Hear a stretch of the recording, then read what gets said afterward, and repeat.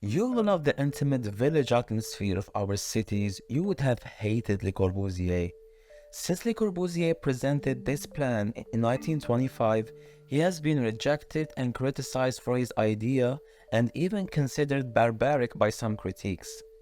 And I can't see anyone at that time accepting this plan, like even his supporters anonymously hated this idea. He claimed that this would save Paris, but in reality, this plan was so drastic that it might have killed the urban spirit of Paris that we know today. In 1922, Le Corbusier was invited to take part in the Autumn Salon in Paris, where he exhibits the first of his great urban proposals, the modern city for 3 million inhabitants. At the present city plan of a huge blocks of identical apartments and a huge business center crossed by a huge road system. A plan that demonstrates where modernism is coming from and the mentality of this architect. The city plan was a rectangle 26 kilometers square, based on a grid of 400 by 400 meters. There were two elevated motorways running at right angles and intersecting at the Grand Central Station. The station was on 6 levels, 3 above ground and 3 below. At the highest level was a small aerodrome for taxis. The motorways intersected at the middle level and local roads crossed at ground level, with pedestrian entries to the 3 levels below ground. Levels below ground were for rail transport, tube trains at the first level, suburban trains below that, and mainline trains the lowest level. And it's not hard to see how ridiculously expensive this system would be. Surrounding the station was the business center.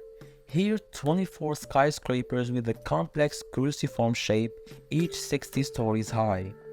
The rest of the city, apart from an area for public services and part of a park, was for two types of housing, 12-story cellular blocks and a 9-story block with setback.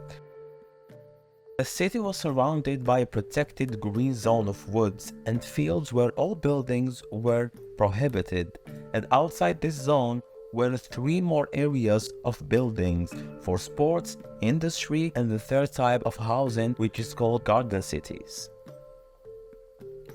So we can all see how Le Corbusier is so obsessed with machines and speed, with his trains running underground and 3 levels of motor traffic, with that being supported on a concrete structure, which is impractical and so expensive.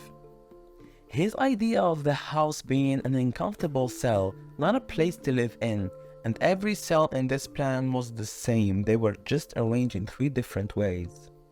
Setback housing measured across the city, and cellular housing formed the side of each rectangle in the city grid, making an enclosed park, and the individual cells, now called villas, had 2 double-height spaces looking over the park, one left open to make a hanging garden.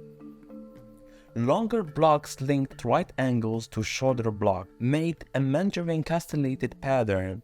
The blocks spanned the roads, and between them were planted areas for common use. The third type of housing was in garden cities outside the city proper. Beyond the green belt, they were seemingly endless blocks of 3 double-height units that snaked across the countryside using the setback layout. Le Corbusier has always been promoting himself as a lover for humanity, but he was far from being that, because it is a nightmare to live in such an inhuman city. And although Le Corbusier abandoned this plan, his ego did not stop him from making more crazy utopic urban plans.